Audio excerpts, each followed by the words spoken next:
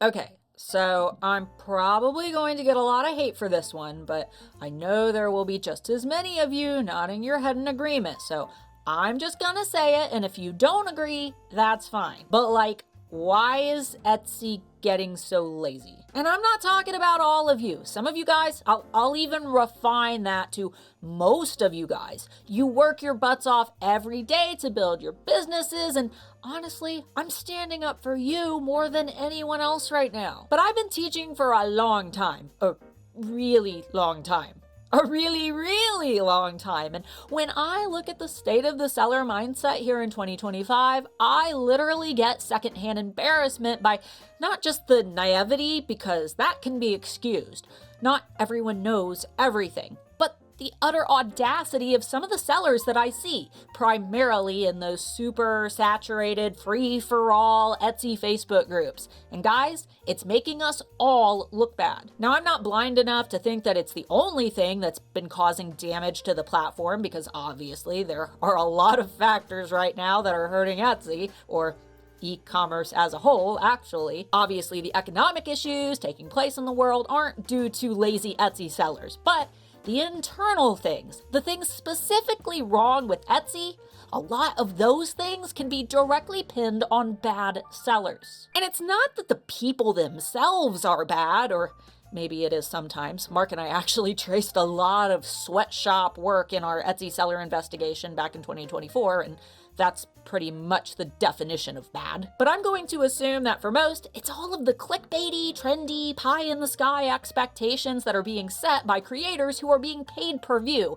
and whose objectives are to get the most eyes on their content as possible, whether that content is helpful or not, researched or not, and true or not. Which leads sellers to assume that they've done a ton of awesome work researching and setting up their businesses correctly because they watched a lot of videos and tutorials, but it was their attention that was the currency, all at the detriment of their time and education. And this leads to lazy products, like creative Fabrica designs slapped on 6,000 shirts with no artistic input. It leads to lazy listings crafted entirely by AI that literally has no search volume data behind it. Then they get on YouTube and ask lazy questions like how to make money on Etsy, rather than deep diving into specific strategic content. And then they watch more lazy videos about how to make $1 million on Etsy today, further perpetuating that cycle. And those are the exact same sellers who complain all over the internet, claiming that nothing is working, Etsy is broken, or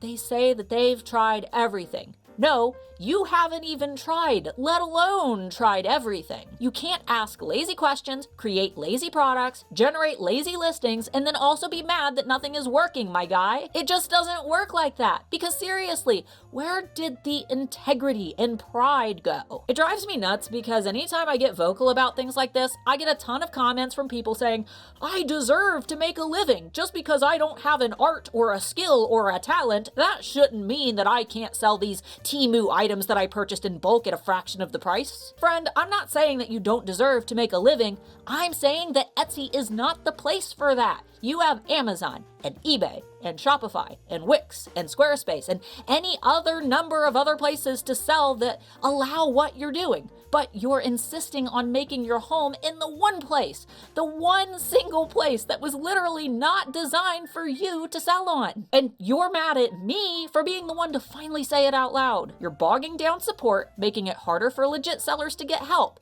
You're making Etsy support suspicious of legitimate sellers, forcing them to look over every suspended shop, wondering if what they're seeing is really handmade. And you're saturating the one place small sellers had to call their own, which in turn has caused Etsy buyers to see Etsy as just another mass-produced junk site. And despite all of this, you don't care. Of course you don't. Because when you get shut down, you'll just go back to these Etsy groups, complain in your echo chamber, and then try to set up another shop doing the exact same thing in a few days. Am I crazy?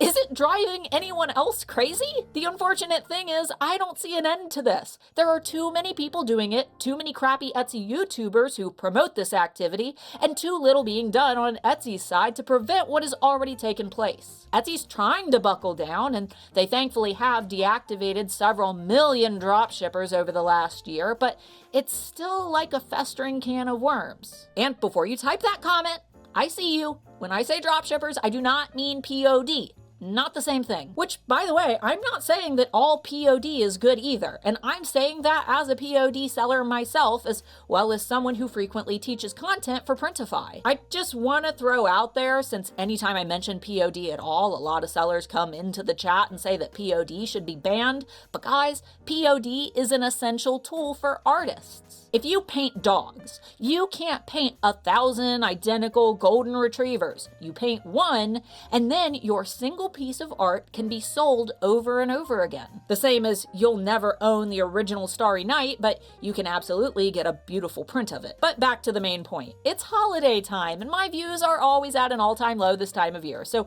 I really just wanted to take a moment to verify that despite how cheery and gleefully unaware most Etsy YouTubers seem, you're not crazy. This does suck, and it is happening. And that's exactly why in 2026, I've decided to focus a lot more of my content around actually standing out on Etsy, how to avoid the things that send negative signals to buyers. And I'm going to be doing a lot more focused research into how buyers feel about things like AI, such as AI-generated thumbnails, mock-ups, and more. Because Etsy is still a good platform. We had a pretty slow holiday season, but Etsy's still grown exponentially since the pandemic, with millions more shoppers. There's just also more sellers to compete with. But it's not a reason to lose hope. It's a reason to plan, to evolve, and to do the thing that the lazy sellers are too lazy to do. And if you're watching this video, you're probably not a lazy seller. You're someone who sees that Etsy has problems right now, and you're not alone. So in 2026, I'm buckling down on the research. I'm crunching more numbers, running more surveys, analyzing more trend data, uncovering more untapped niches, and focusing on genuine strategies rather than magical, mystical YouTuber hacks. And if you made it to the end of this rant and you're here for it, let me know down below. Oh, and have an absolutely wonderful and relaxing holiday with your family, your pets, or even yourself if you're flying solo this season. It's been a hard year, and there's time to plan for growth in January, but for now, let's kick back, watch some nice, cheesy Christmas movies, have some snacks, and enjoy life for a little while. Until next time, Pookie.